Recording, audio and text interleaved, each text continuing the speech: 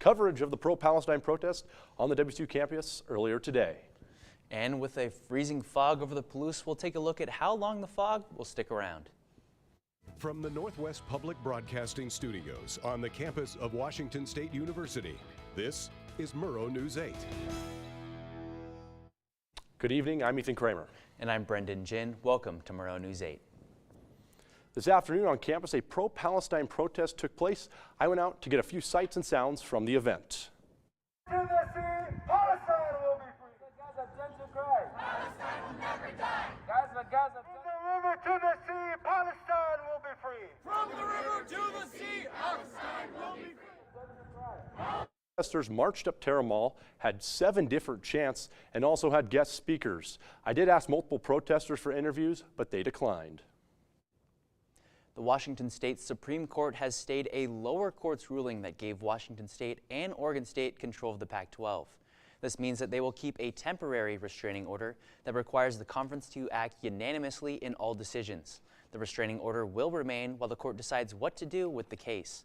A decision by the court is expected by December 12th. Both WSU and OSU need to wait before a decision by the court because they can't continue without their intended plan to rebuild the conference. Because of this situation, they must plan for multiple scenarios. Pullman City Council heard Tuesday from the Public Works Department. They gave a presentation about downtown infrastructure. Pullman Public Works Director Sean Wells said all of Main Street will be excavated to reach the sewer buried under all other utilities. A new water system will be installed. Wells said the deepest section is around 13 feet and that the existing water system will stay in place. The Latah County Sheriff's Office needs your help identifying 2 burglary suspects from a break-in that occurred in southeastern Latah County early Friday morning. The suspects were last seen driving a 4-door sedan south on 3 Bear Road toward Clearwater County. A 36-year-old man was injured last night after crashing into a Harvard area house. The man was reportedly driving under the influence. Idaho State Police reported that the crash happened around 10 p.m. on State Highway 6. Troopers say the man was heading eastbound when he left the highway and drove through a field and hit a home. No one in the home was injured. Troopers are still investigating the crash. The Moscow Police Department is still looking for the person who slashed tires on over 20 vehicles last Tuesday night. The tires were slashed in East Moscow around Mabel, Spotswood, Hayes, Adams, and 8th Street. Officers are asking anyone with security cameras in the area to check for images and videos of anything suspicious. If you have any information about the case, you can call the non-emergency line for the Moscow Police Department at 208-882-2677.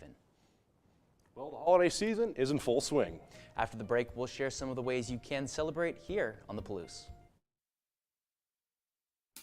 1 in 3 adults has pre-diabetes. 1 in 3. That means it could be you, your favorite brother, your other brother, you, your football buddy, your football buddy,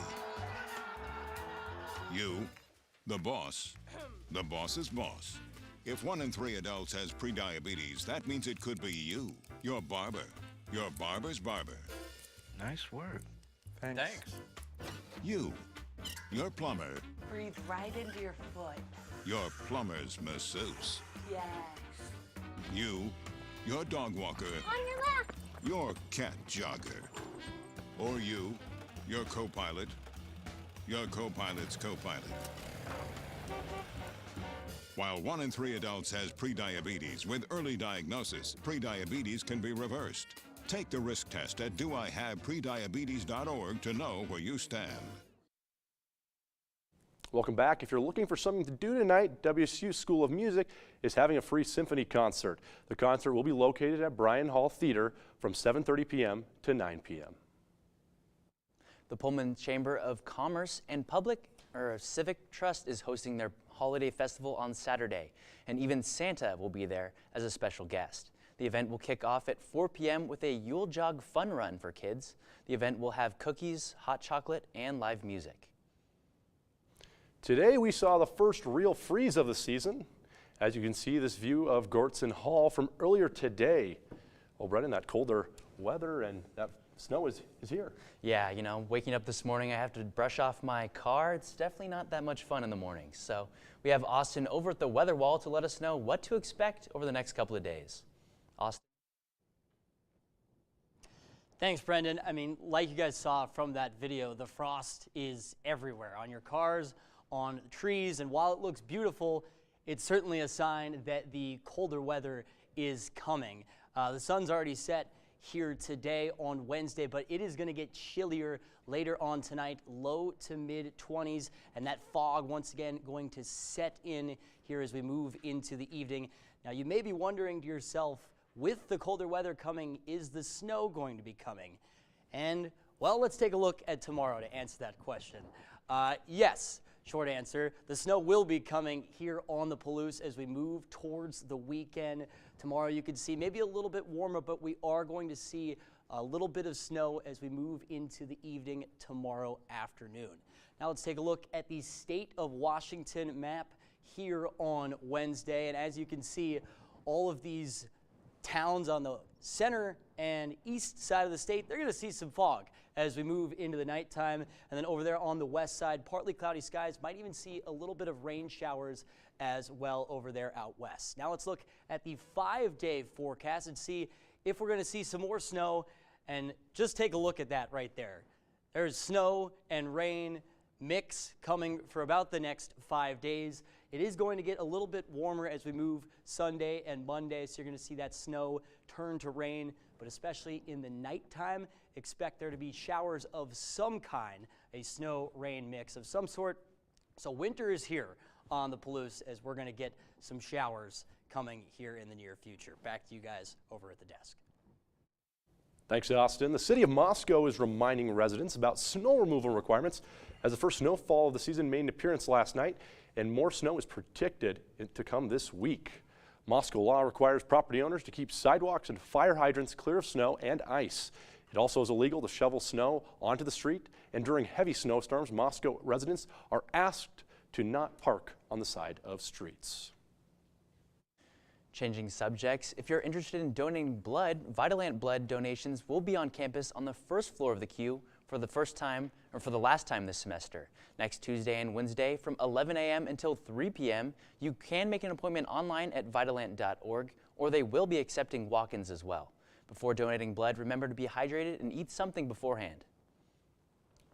Volleyball is headed into the postseason strong. After the break, we'll tell you which players made all-conference teams. And basketball is making waves at the start of their season. Find out when you can watch them next here on the Palouse, right after the break.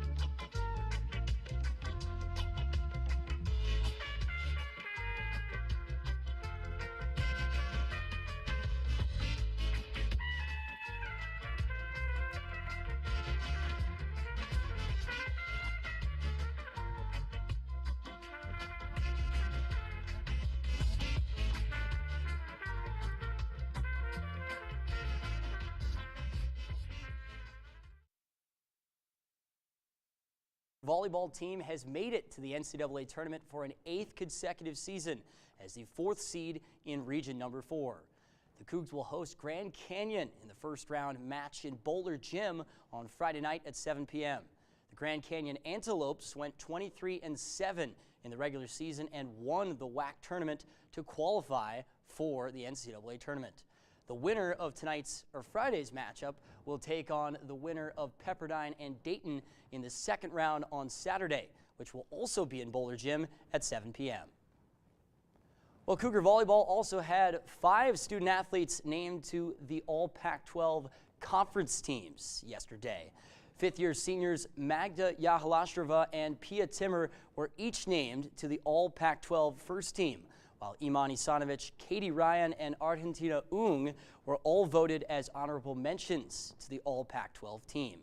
With another first-team All-Conference honor, Yahalashrava becomes the first athlete in the conference's history to achieve 5 first-team All Pac-12 selections. On the basketball court, the WSU women's basketball team will be back in action in Beasley later on tonight when they take on Texas A&M Commerce at 7 p.m. The Cougs are off to a 7-1 start this year and are coming off of their first loss of the season to Green Bay at the Cancun Challenge last weekend. The Cougs have gotten a big boost from true freshman guard Eleonora Villa, who's averaged just under 10 points per game and who's shot 41% from beyond the arc. For Texas A&M Commerce, they are 3-2 on the young season and have had 9 days off since their most recent win against Utah Tech. On the men's side of things, the Cougs are fresh off of an 82-72 victory on Monday night against Eastern Washington. Freshman guard Miles Rice had a career-high 28 points on Monday and has gotten off to a blistering start this season, averaging 17 points per game while shooting 54% from the field. The Cougs will now prepare for their next matchup on Saturday against Portland State. The Vikings are 6-1 on the year and won their previous matchup against rival Portland on a last-second shot last night. Saturday's game will be at 2 p.m. from Beasley Coliseum. Well, even though football season has come to an end, quarterback Cam Ward is still receiving recognition. Earlier this morning, Ward was named a semifinalist for the Earl Campbell Tyler Rose Award. The award recognizes the top offensive player in Division I football who also exhibits characteristics that defined Hall of Fame running back Earl Campbell, including integrity, performance, teamwork, sportsmanship, drive, community, and tenacity. The 5 finalists for the award will be announced in mid-December. Austin, with the year wrapping up, it might be good time to reflect on 2023. And one app already has a 2023 recap for its users. We'll tell you which one after the break.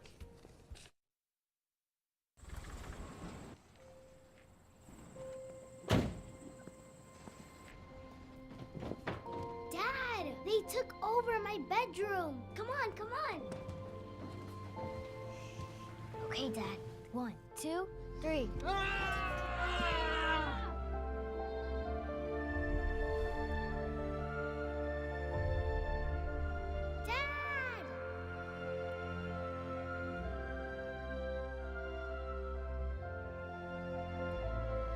You saved me. Dad? Are you okay? I'm fine, dear.